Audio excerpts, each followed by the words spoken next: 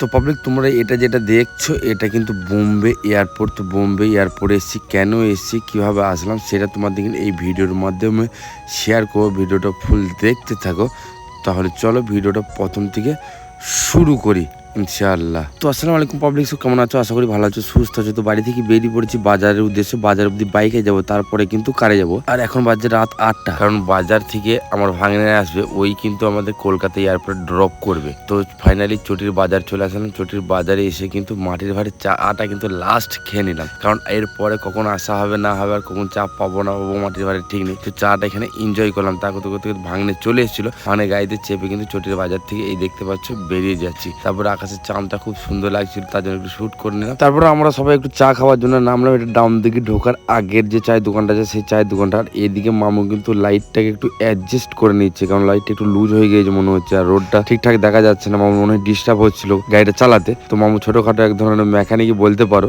তারপর আমরা চলে আসলাম কামরাঙ্গা পেটতলা। এখানে কিন্তু ঝুলন মেলা হচ্ছে, আর আমাদের ফ্লাইট আছে, যেহেতু একটু লেটে বেরিয়েছি। বাকি মামু গাড়ি ট্রেনের টাইমটা মেকআপ করে দেবেন, তার জন্য দাঁড়াতে পারলাম না, নাহলে মেলাতে কিছুক্ষণ দাঁড়াতাম। তারপরে দেখতে বর্ধমান ব্রিজের ফ্লাইওভার থেকে নেমে যাচ্ছি আমরা কলকাতার দিকে, যেহেতু এয়ারপোর্ট যাচ্ছি, কলকাতা রুটেই আমাদের যেতে হবে। তারপরে হাইওয়েতে উঠলাম। হাইওয়েতে ওঠার পরে কি বলবো, ভয়ানক ব্যাপার। মামু যেভাবে গাড়ি ড্রাইভ করছে একবারে যা তা অবস্থা, মানে কি বলবো আর কি।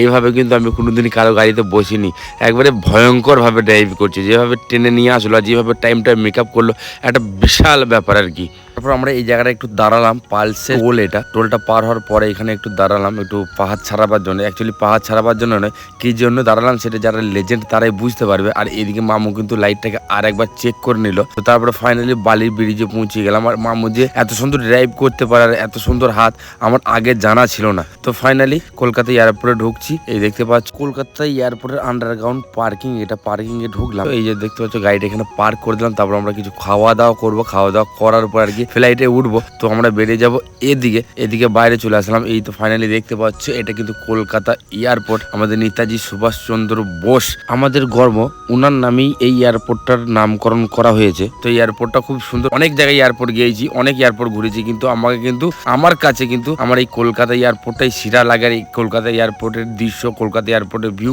কলকাতা এয়ারপোর্টের পরিবেশটাই আমাকে সব থেকে বেশি ভালো লাগে। তো আমরা খাওয়ার জন্য যাচ্ছিলাম এয়ারপোর্টের লেফট সাইডটার দিকে, বাস স্ট্যান্ড যেখানে আছে ওই বাস স্ট্যান্ডের কাছে। এখানে কিছু খাওয়া দাওয়া করব।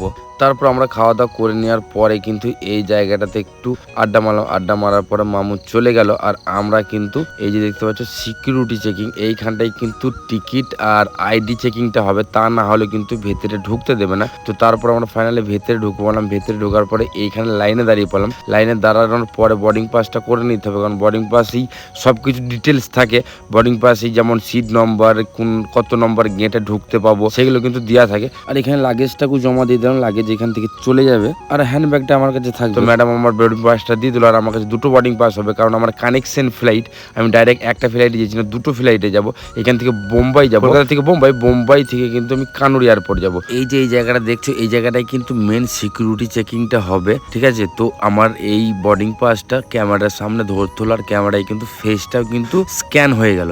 তারপর এখান থেকে নিচে থেকে একটা স্টেডে বার করলাম। এইখানটায় কিন্তু সব চেক হবে, ব্যাগটাও চেক হবে। ব্যাগটা নামালাম, তারপরে কিন্তু সমস্ত কিছু তোমাকে এখানে খুলতে হবে। বেল থেকে শুরু করে মানি বাস থেকে শুরু করে ইলেকট্রনিক যে প্রোডাক্টগুলো আছে সেই জিনিসগুলো, মোবাইল, চার্জার, হেডফোন সব কিন্তু এখানে রাখতে হবে। তারপরে এই যে দেখতে পাচ্ছ চেকিং করছে অফিসারটা, এইভাবে কিন্তু আমারও চেকিং হবে, সবারই চেকিং করে। তো আমি নিজেকে দেখাতে পারছি না, এই আঙ্কেলকে দেখিয়ে দিলাম। তারপরে চেকিং করার পরে এইখান থেকে মালগুলো নিয়ে ঠিকঠাক করে নিলাম, যেটা যা খুলেছিলাম সব পরে নিলাম। তারপর আমার মোবাইলটা একটু এখানে চার্জ দিয়ে দিলাম, চার্জটা একটু কম আছে। তারপর একটা পানির বোতল কিনলাম। এই পানির বোতলটা বাইরে 10 টাকা দাম, সেই জায়গায় এখানে কিন্তু 70 টাকা দিয়ে কিনলাম। আর আমাদের গেট নম্বর ছিল 25, আর এখানে 101 থেকে 109 অব্দি গেট নম্বর আছে। তো 25 নম্বর গেটের কাছে চলে এসেছি। তো এখানে খানিক বসার পরে এই যে দেখতে পাচ্ছ লাইনে দাঁড়িয়ে আছে, এর ভেতর দিয়ে কিন্তু সবাই ঢুকবার। এটা ফাইনাল চেকিং হচ্ছে, কারণ সিট নম্বর যতজন আদমি আছে ততজনই কিন্তু এই ভেতরে ঢুকতে পারবে। আর এই স্ক্যানটা করার কারণ হচ্ছে কেউ যদি মিস হয়ে যায়, কেউ যদি না আসে থাকে, তো সেই ডিটেলসটা কিন্তু এরা পেয়ে যাবে। তো তারপরে ফাইনালি ভেতরে দেখতে পাচ্ছ লাইন আর ম্যান দেখতে পাচ্ছ, এই ম্যান দুটোই কিন্তু আমাদের উড়িয়ে নিয়ে যাবে। অ্যাকচুয়ালি এরা হচ্ছে পাইলট। তো ফাইনালি দেখতে পাচ্ছ এই যে সাদা রঙের দেখতে পাচ্ছ, এটা কিন্তু প্লেনের গেট। প্লেনের ভেতরে ঢুকলাম, এখানে কিন্তু ম্যাডাম আমাদের স্বাগতম করলো। স্বাগতম করার পরে ফাইনালি চলে গেলাম আমরা আমাদের সিটের কাছে, কারণ আমার 15 নম্বর সিট ছিল। 15 নম্বর সিটে এখানে বসলাম, 15 ছিল আর কি, তো সেন্টার সিট হয়েছিল। তো তারপরে আমি দেখতে পাচ্ছি এই যে এই জিনিসগুলো দেখতে পাচ্ছ, হাওয়া কম লাগছিল, তো সবগুলো কিন্তু আমার নিজের দিকে ঘুরিয়ে নিচ্ছিলাম, কারণ আমি সেন্টার সিটে বসেছিলাম। তো এইভাবে তোমরা যদি ঘুরে নিতে পারো, হাওয়া যদি কম লাগে, গরম যদি লাগে। আর এখানে কিন্তু এই যে হলুদ লাইটটা দেখতে পাচ্ছ, এটা কিন্তু প্রেস করলে এয়ার হোস্টেসগুলো আসবে, তোমার যে কোনো সুযোগ সুবিধা বা পানি খেতে চাইলে সেটা চাইতে পারো। আর মাঝের এইখানটা দেখছো, এটা কিন্তু লাইটটা পর্যন্ত থাকলে কিন্তু লাইট তুমি জ্বালাতে পারো। তারপরে এই যে প্লেনের ভেতরে ধোঁয়ার মতো উঠছে দেখতে পাচ্ছ, এইগুলো অ্যাকচুয়ালি ধোঁয়া না, এগুলো হচ্ছে অক্সিজেন, তাই না? অক্সিজেন লেভেল একটু কম থাকে ফ্লাইটের ভেতরে, সেই কারণে কিন্তু অক্সিজেন এক্সট্রা ছাড়া হয়। তারপরে এই যে দেখতে পাচ্ছ রানওয়েতে রান করছে ফ্লাইট। আমার ফ্লাইটটা ছিল রাত দুটোই কিন্তু ফ্লাইটটা টেক ওভার করবে। আর এই দিয়ে কিন্তু 2টো বাজার কারণে কিন্তু হালকা ঘুম পাচ্ছিল। আর এই যে দেখছো রাতের কলকাতা, আর সত্যি করে আমি ঘুমিয়ে গেছিলাম। ঘুমিয়ে যাওয়ার পরে হঠাৎ দেখছি বোম্বে এয়ারপোর্ট পৌঁছে গেছি। যে তাড়াহুড়োর মধ্যে নেমে আসলাম। নেমে আসার পরে এই যে দেখছো বাস, এই বাসে করে কিন্তু এয়ারপোর্টের ভেতরে যাব। এই যে দেখতে পাচ্ছ মুম্বাই এয়ারপোর্ট। মুম্বাই এয়ারপোর্টের ভেতরে ঢুকলাম। আর এয়ারপোর্টের ভেতরের দৃশ্য এটা, এই জিনিসটা কিন্তু আমাকে খুবই ভালো লাগলো। 78 ইয়ার্স ইন্ডিপেন্ডেন্স বলে লেখা ছিল। তো বোম্বাই এয়ারপোর্টে 1 নম্বর টার্মিনালে নেমেছিলাম, তারপরে হেঁটে কিন্তু 2 নম্বর টার্মিনালের কাছে আসলাম। আর আসার পথে আমরা কিছু খেয়ে নিয়েছিলাম। আর এখান থেকে কিন্তু 2 নম্বর টার্মিনালে যাওয়ার জন্য বাস আসবে, যেটা ফ্রি অফ কস্ট, কোনো পয়সা লাগবে না। তারপরে এই যে লাইনে আমরা দাঁড়িয়ে পড়লাম, অনেকক্ষণ ওয়েট করার পরে বাস আসলো। এই যে বাস দেখতে পাচ্ছ, এই বাসের ভেতরে চাপলাম। বাসের ভেতরে চেপে কিন্তু, আর বোম্বাই এয়ারপোর্টের নিয়মগুলো কিন্তু একটু আলাদা, যেখানে কিন্তু ল্যান্ড করবে সেখান থেকে কিন্তু ফ্লাইট টেক ওভার করে না। তো তার জন্য 1 নম্বর টার্মিনাল থেকে 2 নম্বর টার্মিনাল যাচ্ছিলাম। এইটা কিন্তু 2 নম্বর টার্মিনাল যাওয়ার দৃশ্য। এখানে কিন্তু বৃষ্টি হয়েছে, রাস্তায় দেখতে পাচ্ছ খুব সুন্দর বৃষ্টি হয়েছে, ঠান্ডা ঠান্ডা একটু আবহাওয়া ছিল, খুব সুন্দর পরিবেশ। আর এখান থেকে কিন্তু 1 নম্বর টার্মিনাল থেকে কিন্তু 2 নম্বর টার্মিনাল যেতে কিন্তু বাসে প্রায় 20 মিনিট সময় নিয়ে গেল। 20 মিনিট সময় যাওয়ার পরে কিন্তু ফাইনালি এই যে 2 নম্বর টার্মিনালের কাছে পৌঁছে গেলাম। পৌঁছে গিয়ে কিন্তু এই ইন্ডিয়ান ফ্ল্যাগটা আমার নজরে পড়লো, ওই কারণে ইন্ডিয়ান ফ্ল্যাগটা একটু শ্যুট করে নিলাম। আর এটা হচ্ছে 2 নম্বর টার্মিনাল। তো এটা হচ্ছে মুম্বাই ইন্টারন্যাশনাল এয়ারপোর্ট। এটা অনেকজনাই দেখেছো, যারা মুম্বাই আসেনি তারা কিন্তু এই এয়ারপোর্টের সিনটা দেখেছো ভিডিওর মাধ্যমে। কারণ এখানে যখন ফিল্ম স্টাররা আসে, বলিউড স্টার, অন্য স্টাররা যখন আসে, ফিল্ম স্টাররা আসে, তখন কিন্তু মিডিয়া ওদেরকে এখানে শ্যুট করে। অনেকজনের ক্ষেত্রে অনেকজনের সাথে সেলফি তুলতে দেখেছো। আমারও এই জায়গাটা আসার ইচ্ছা ছিল, তো এই খাপে আমার সেই ইচ্ছাটাও মিটে গেল। আর এখানের গার্ডেনিংটা খুব সুন্দর করা ছিল। আর মুম্বাই এয়ারপোর্ট বলে কথা, দৃশ্যটা খুবই সুন্দর ছিল। তারপর সেই সেম প্রসেসিং, সেইভাবেই সিকিউরিটি চেকিং করার পরে মুম্বাই এয়ারপোর্টের ভেতরে ঢুকে পড়লাম। ভেতরের দৃশ্য এটা খুবই সুন্দর লাগছে, খুবই সুন্দর পরিবেশ, একটা সুন্দর পরিবেশ। আগেই দেখালাম সেই সেম পদ্ধতি, সেই সেমভাবেই কিন্তু সিকিউরিটি চেকিং হবে, যেভাবে আর কি ফ্লাইটে ঢোকার আগে কলকাতাতে হয়েছিল, সেরকমই কিন্তু মুম্বাইতেও হলো। সেগুলো আর দেখালাম না, ভিডিও লং হয়ে যাবে। আর ভিডিওটা এমনিতেই একটু বড় ভিডিও হয়ে গিয়েছে, লং ভিডিও হয়ে গেছে। তো এটা হচ্ছে মুম্বাই এয়ারপোর্টের ভেতরের দৃশ্য। তো আমাদের গেট নম্বর ছিল 51 নম্বর গেটে আমাদের যেতে হবে। তো না পায় না হেঁটে কিন্তু এই জায়গাটাতে চাপলাম। এটাতে হাঁটলে কি হয়, নিজের শরীরের ওজনটা বুঝতে পারবেন, এর উপরে হাঁটার মজাটাই আলাদা, খুব সুন্দর লাগে হাঁটতে। তারপর আমরা ঢুকে পড়লাম 51 নম্বর গেটে। 51 নম্বর গেটে ঢোকার পরের দৃশ্য এটা হচ্ছে এয়ারপোর্টের ভেতরের যেখানে ফ্লাইটগুলো থাকে আর কি, তার দৃশ্য একটু তোমাদের সামনে তুলে ধরলাম। তো গেটের ভেতর দিয়ে পাস হয়ে আর নিচে গ্রাউন্ড ফ্লোরের দিকে চলে গেলাম। গ্রাউন্ড ফ্লোরের দিকে যাওয়ার পরে কিন্তু ওখানেই ফ্লাইটটা লেগেছিলো। আমাদের সব কিছু চেকিং হয়ে গেছে, বোর্ডিং পাস থেকে সব কিছু কিন্তু রেডি। তো ফাইনালি লেট না করে আর ফ্লাইটের টাইম হয়ে গেছে, তারপর ফ্লাইটে চেপ পড়লাম। আর এই যে দৃশ্যটা দেখতে পাচ্ছ, এটা রানওয়েতে কিন্তু অন্য একটা ফ্লাইট ছিল।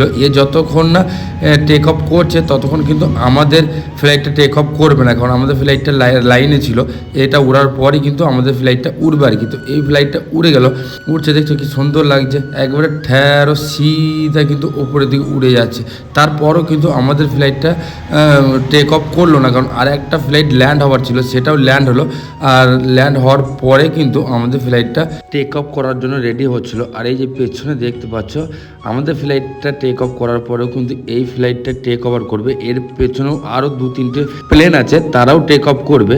এই রানওয়ের দিকে এগিয়ে যাচ্ছিল, রানওয়ে থেকে টেক অফ করার জন্য আমাদের ফ্লাইটটা এগিয়ে যাচ্ছে, রান করছে দেখতে পাচ্ছ। আর পেছনে এই যে দেখছো এয়ার ইন্ডিয়ার একটা ফ্লাইট, আর এদিকে ইন্ডিগোর আর একটা ফ্লাইট, আরও 2-একটা ফ্লাইট ওদিকে আছে, হয়তো ক্যামেরার মধ্যে আসছে না।